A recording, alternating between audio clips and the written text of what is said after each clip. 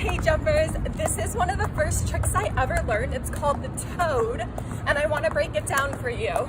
So the toad is a cross jump, meaning your arms are crossed, followed by an open jump. As the rope comes above your head, you cross your arms. Whatever arm is on the bottom, you're going to lift your opposite leg. So if the left arm is on the bottom, you'll lift your right leg.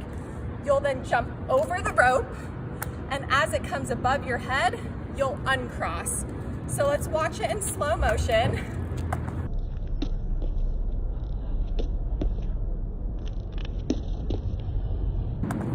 So it goes cross, uncross, 5, 6, 7, 8, cross, uncross. I'll do it facing back now.